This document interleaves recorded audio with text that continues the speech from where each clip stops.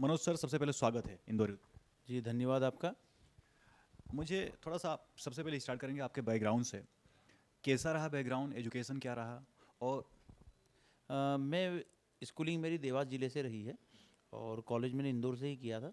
एक ड्रीम था कि यहाँ एज अ पुलिस ऑफिसर मुझे बनना है। आईएएस आईपीएस के अकॉर्डिंग मैंने यूपीएससी पीएससी सब की तैयारी कर रहा था। फाइनली मेरा सिलेक्शन एमपी एसआई में हुआ था 2013 बैच में। उसके बाद फिर मैंने प्रमोशन के बाद अब एज अ टीआई यहाँ पर थाना खजराना ज्वाइन किया है। क्या चीज़ प्रोपेल किया आपको, क्या चीज़ मोटिवेट किया कि आपको पुलिस सर्विस में ही जाना है, पुलिस डिपार्टमेंट में जाना है? यहाँ पर जो देशभक्ति जनसेवा वाली प्रेरणा है और लोगों की मदद करने के लिए आप करते हैं, तो वो चीज़ें काफ़ी मोटिवेट करती है। कहावत भी है कि इंसान दुख तकलीफ में भगवान के बाद किसी को याद करता है तो वो शायद पुलिस ऑफिसर ही है, पुलिस वाले ही। तो इन्हीं चीज़ों के कारण मैं इस फील्ड में आया हूँ और अपनी सेवाएं दे रहा हूँ। कहावत ये भी है कि दो चीज़ें होती हैं जहाँ पर लोग जाना नहीं चाहते हैं, मजबूरी में जाते हैं, एक तो हॉस्पिटल और पुलिस स्टेशन। हाँ, ये कहावत है इस तरह की। जब दुखी परेशान होता है इंसान तभी इन स्थानों पर जाता है और जब उसकी मदद हो जाती है तो खुशी खुशी वहाँ से आता भी है। मैं सवाल आगे बढ़ूंगा, लेकिन क्या चीज़ प्रोपेल किया आपको कि यहाँ पर आना है, पुलिस की सेवा देनी है आपको और पुलिस डिपार्टमेंट में जाना है? क्योंकि एक चीज़ कहा जाता है कि जब लोग पुलिस स्टेशन में आते हैं तो आंसू के साथ आते हैं और एक they have a smile on their face. तो उस स्माइल को बरकरार करने के लिए क्या क्या आप लोग कदम उठाते हैं? जब कोई भी व्यक्ति यहाँ थाने पर आता है कोई फरियादी, तो हम लोग उसकी सुनवाई करते हैं। जो संबंधित धाराओं में हम लोग उसकी एफआईआर करते हैं और उसी के आधार पे जब उसको राहत मिलती है, जब संतुष्टिपूर्वक वो यहाँ से जाता है, तो एक अपने आप इनर हैप्पीनेस उसको रहती है और जिसके कारण वो खुशी खुशी यहाँ से जाता है और उससे जब माननीय न्यायालय से न्याय मिलता है तो ये खुशी डबल हो जाती है। टीआई साहब, आपका क्षेत्र बहुत बड़ा है, एक इसमें ट्रैफिक की समस्या बहुत आ रही है शहर में। आप अपने क्षेत्र में कैसे हैंडल कर रहे हैं? ट्रैफिक की समस्या के लिए हम लोग स्थानीय पुलिस बल तथा ट्रैफिक का बल दोनों को मिलाकर जहाँ पर भी ट्रैफिक जाम की स्थिति निर्मित होती है, शाम को उन क्षेत्रों में विशेष रूप से चौराहे पर रहते हैं। मैं खुद भी चौराहे पर उपस्थित रहता हूँ और हमारे अधिकारी अन्य और कर्मचारी सब लोग रहते हैं। इसके लिए आयुक्त महोदय द्वारा भी निर्देश भी दिए गए हैं कि शहर में जब भी रहता है रोल कॉल के बाद में, सायंकालीन घटना के बाद, सभी अधिकारी फील्ड में रहेंगे और कहीं जाम की अपरिस्थिति निर्मित ना हो। आप थाना प्रभारी हैं।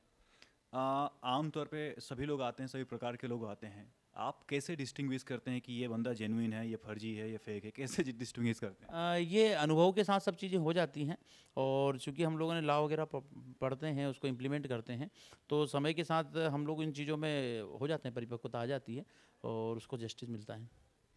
आम तौर पे, क्योंकि मेरे को कानून की जानकारी बहुत कम है, लेकिन जहाँ तक मैं समझ पा रहा हूँ हमारे पास कुछ एक स्पेसिफिक लॉ नहीं है कि कोई फेक रिपोर्ट कराने आए तो आप उसको सजा कुछ कर पाएँ। है क्या कुछ? हाँ, चालान, खात्मा, खारिजी 3 प्रोसेस होती है हमारे पास में। यदि कोई आता है कोई भी व्यक्ति हमारे पास, तो हम उसकी एफआईआर फर्स्ट इन्फॉर्मेशन रिपोर्ट रहती है जो सूचना दे रहा है। उसके बाद यदि उसमें सही पाया जाता है उसमें इन्वेस्टिगेशन में, तो उसमें चालान पुटअप होता है और यदि नहीं होता है तो उसमें खात्मा खारिजी भी लगती है। कई लोगों को इस चीज़ की जानकारी कम होती है, तो इसलिए आदमी सोचता है कि किसी ने यदि उसके खिलाफ झूठी एफआईआर करवा दी और वो तो इसके साथ घटना में था ही नहीं उसने एफआईआर, तो उसमें खात्मा और खारिजी भी माननीय न्यायालय के समक्ष प्रस्तुत की जाती है। कैसा, जब ऑन ड्यूटी पुलिस होते हैं, आपके कांस्टेबल साहब लोग होते हैं, तो हम देखते हैं कि उनको एक दो धमकी मिल ही जाती है कि तेरी वर्दी उतरवा दूंगा, ये हूँ हम, तू जानता नहीं है, इस नेता से पहचान है। इसको कैसे टैकल करते हैं आप लोग? हाँ, इस ऐसे कई मामले आजकल आते हैं, तो टेक्टफुली उन लोगों से जब कन्विंस किया जाता है, हायर अथॉरिटीज़ से, हमारे हायर ऑफिसर से, सभी से बात करके, तो इजीली वो हो जाती है हैंडल। कोई प्रेशर आता है? इतना ज़्यादा भी कभी कुछ नहीं आया प्रेशर। जब जहाँ सही हो तो वहाँ सही कार्रवाई करने में कोई डर डर नहीं रहता है। आपने कहा कि इतना ज़्यादा, मतलब पॉलिटिकल प्रेशर तो रहता है पुलिस पे। अ, ये कहना गलत नहीं होगा, लेकिन सही बात यह भी है कि चूंकि जनप्रतिनिधि हैं, तो जनप्रतिनिधि लोगों के पास में उन्हीं की जनता के सब लोग आते हैं, तो हर व्यक्ति अपनी उम्मीदों के साथ में अपने जनप्रतिनिधि से उम्मीद रखता है और इसीलिए वह अपनी बातों को रखवाने के लिए संबंधित किसी भी विभाग के लिए वो लोग फ़ोन लगाते हैं और हम लोगों को भी उनकी मदद करना चाहिए। एक मैं एक पॉलिटिकल फैमिली से भी हूँ, तो अंकल का हमारा कहना था कि आप प्रदेश में कहीं भी नौकरी कर लोगे एज ए पुलिस ऑफिसर, लेकिन जो जनप्रतिनिधि है वो उसी क्षेत्र में पर्टिकुलर करता है। तो यदि वो उनकी समस्या का वहाँ समाधान नहीं हुआ तो फिर वो दिक्कतदायी हो जाता है। तो इसलिए हम लोग खुद कोशिश करते हैं कि यदि सही है तो उसमें बिल्कुल कार्रवाई करते हैं और यदि कभी कहीं गलत हो तो वहाँ पे हम संबंधित जो भी है नेताजी, तो उन लोगों को हम लोग रिप्रेजेंट भी कर देते हैं कि आपके पास में गलत इन्फॉर्मेशन दे रहा, तो वो ईजिली हैंडल हो जाती है चीज़ें। देखिए, अब इसी में मैं आपसे सवाल करूंगा कि पुलिस में हायरार्की सिस्टम चलती है। सबसे बड़े डीजीपी साहब हो गए और सबसे जो ग्राउंड पे रहेंगे, नीचे नहीं बोलूँगा, जो ग्राउंड पे काम करते हैं, जो सिपाही हैं, वो कांस्टेबल हो गए। तो इसमें यह है कि हम लोग यानी कि मैं खुद ही एक गरीब परिवार से आता हूँ, तो हमारे लिए जो सबसे बड़े अधिकारी हैं वो डीजीपी नहीं है, वो आप है, एक थाना प्रभारी है। तो इसमें आपकी जिम्मेदारी बढ़ जाती है। जो एक कमज़ोर वर्ग का व्यक्ति है, कोई ठेले वाला हो, कोई कोई पान वाला है, उसको प्रोटेक्ट करने की जिम्मेदारी, क्योंकि वो कहीं ना कहीं एक्सप्लॉइट किया जाता है, उसको दबाया जाता है। इसको समझने के लिए, इसको टेकल करने के लिए कि हाँ वो उसको कोई हानि ना पहुंचाए, क्या करते हैं आप? हाँ, बिल्कुल पुलिस का सबसे महत्वपूर्ण दायित्व है कि सुरक्षा आम जनता में पैदा करना की भावना है। और हम लोग चाहते हैं, मैं जहाँ भी थाना क्षेत्र में रहता हूँ, मेरी प्राथमिकता यही रहती है कि अपराधियों में खौफ रहे, डर रहे और आम जनता में पुलिस के प्रति विश्वास रहे। और इस पे खरा उतरने का प्रयास हम लोग करते हैं और हम लोग इसमें काफ़ी हद तक सफल भी हुए हैं। और पुलिस कमिश्नरेट में इस चीज़ को आयुक्त महोदय द्वारा विशेष रूप से इसमें ध्यान दिया जा रहा है। जो गरीब तबका। हाँ, गरीब तबके के लोगों को बिल्कुल यहाँ से जस्टिस मिलता है, उनकी त्वरित कार्यवाही होती है, तो आदमी को एक अच्छा हैप्पीनेस के साथ में उसकी कार्रवाई होती है, तो अच्छा भी लगता है। एक एक होता है पुलिस और पब्लिक रिलेशनशिप, शायद आपकी ट्रेनिंग में आपको बताया भी जाता होगा, जहाँ तक मेरी उम्मीद है। इसको डेवलप करने के लिए, क्योंकि कहीं ना कहीं गैप है, हम देखते हैं जो रिलेशनशिप होना चाहिए, कम्युनिकेशन होना चाहिए, वहाँ पे गैप है। इसको गैप को ब्रीच करने के लिए क्या कर रहे हैं आप? हाँ, इस गैप को कम करने के लिए हम लोग मोहल्ला समिति की बैठकें लेते हैं। आम जनता के बीच में जाकर चौराहों पर नुक्कड़ सभाएँ इत्यादि भी करते हैं जब अवेयरनेस प्रोग्राम आते हैं, या वैसे भी हम लोग जब बीच क्षेत्र में शाम को भ्रमण करते हैं विभिन्न अधिकारियों के साथ, तो आम जनता से संवाद करते हैं। तो उससे कई बार अच्छी जानकारियाँ भी मिलती हैं हमें, अपराधियों के बारे में भी इनपुट आता है, तो उनके खिलाफ भी हम सख्त कार्रवाइयाँ कर देते हैं। इसके अलावा इंटेलिजेंस और इनपुट के आधार पर यदि उस क्षेत्र में कुछ गड़बड़ हो रही है और कुछ भी है, तो वो ईज़िली मिल जाती है। और जब हम टीआई या फिर कोई भी ऑफिसर जब आम जनता के बीच में सीधे संवाद करता है, तो लोगों से भय दिमाग से खत्म हो जाता है और विश्वास और सहानुभूति बढ़ जाती है। जनता की कैसा एक एक शिकायत रहती है, कंप्लेन रहती है कि हम पुलिस स्टेशन पे जाते हैं, थाना पे जाते हैं, पुलिस हमारी सुनती नहीं है। एक एफआईआर करने के लिए हमको बहुत पापड़ पापड़ बेलने पड़ते हैं। ऐसा नहीं होता है, क्या होता है कि जब आदमी थाने पर आता है अब रिपोर्ट लिखवाने, तो हर व्यक्ति अपने आप को बिल्कुल सही साबित करने में आता है। कई बार उसकी तस्दीक करना आवश्यक होता है कि यह घटना स्थल कहाँ का है, संबंधित थाने का है या अन्य किसी थाना क्षेत्र का है, घटना हुई है या नहीं हुई है, ये भी जरूरी। तो इन चीज़ों की जब तस्दीक या वेरीफाई कर रहा है, उसके बाद में फिर एफआईआर की जाना, तो उसमें ज़्यादा बेहतर होता है। तो और ऊपर से कभी सीसीटीवी सर्वर की प्रॉब्लम है, या हो सकता है उसी समय पे 4-5 रिपोर्टें आई हुई हैं, तो हर आदमी को लगता है कि मेरी प्रायोरिटी पे हो जाए, लेकिन चूंकि वो भी उससे पहले हुआ है, तो उनका सीक्वेंस वाइज भी होता है, तो इसलिए लोगों को लगता है बाकी त्वरित कार्रवाइयाँ होती हैं। जो थाने में कांस्टेबल होते हैं, आमतौर पे आपके भी थाने में कांस्टेबल होते हैं, उनके पास ओवर वर्क रहते हैं, बहुत काम करते हैं, ड्यूटी से ज़्यादा काम करते हैं। आप अगर आप प्राइवेट कंपनी में काम करते हैं तो 8 घंटे में आपको घर पे छोड़ दिया जाता है।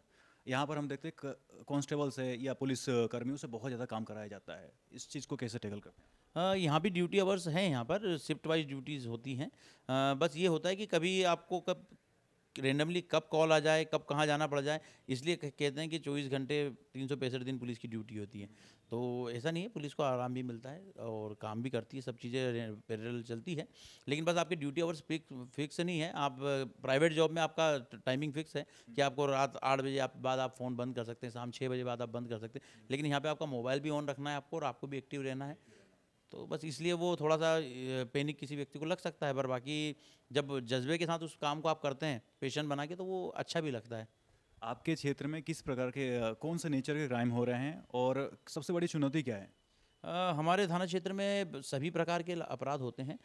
कई माइनर एक्ट वाले हैं, चाहे मेजर एक्ट वाले हैं, सभी होते हैं और उन पे सभी हेड पे हम लोग कार्रवाई कर रहे हैं, तत्काल अरेस्टिंग भी कर रहे हैं और लोगों को न्याय दिलाने का प्रयास कर रहे हैं। कैसे चुनौती फेस कर रहे हैं आप लोग? चुनौती जब ये होती है कि जब आम जनता किसी चीज़ की आसानी से जानकारी दे सकती है लेकिन नहीं उपलब्ध कराती है, जब पुलिस सहयोग की आवश्यकता होती है, जब नहीं हो पाती है, तो तब थोड़ा-सा लगता है, पर बाकी काफ़ी हद तक सब सहयोग मिल रहा है और कार्रवाइयाँ कर रहे हैं लगातार की तरह। हम देखते हैं कि पुलिस बहुत, मैं क्रिटिक नहीं हो रहा हूँ, लेकिन फिर भी देखते हैं पुलिस बहुत मेहनत करती है। जो इन्वेस्टिगेशन करती है, उसके बाद जो एविडेंस वगैरह होता है, प्रूफ होता है, वो कलेक्ट करती है। फिर भी न्यायाधीश के पास जाते हैं तो रिजेक्ट हो जाता है, अपराधी बच जाते हैं। हाँ, कई बार क्या होता है कि अपराधी जब कोर्ट प्रोसीजर होती है, इतने समय में हॉस्टाइल हो जाता है कई बार। कई बार आपसी राजीनामे हो जाते हैं उनके। कई बार जो एविडेंस में जो विटनेस रहते हैं, ये लोग पलट जाते हैं बातों से। उसके बहुत सारे सर्कमस्टेंसेस रहते हैं। आदमी को लगता है कि अब काफ़ी समय हो चुका है, झगड़ा तो उस समय था, अब हम लोग आपस में राजीनामा करके इसको क्लोज़ करें। लोक अदालतें भी होती हैं। तो इन दबाव प्रभाव पारिवारिक होता है, सामाजिक होता है, तो उसके रहते हुए आदमी राजीनामा कर लेता है। बाकी पुलिस अपने तथ्यों को बहुत अच्छे तरीके से रखने का प्रस्तुत करती है इसमें। आप अपने क्षेत्र के थाना प्रभारी हैं, एक संदेश क्या देंगे अपने जनता को, अपने लोगों को?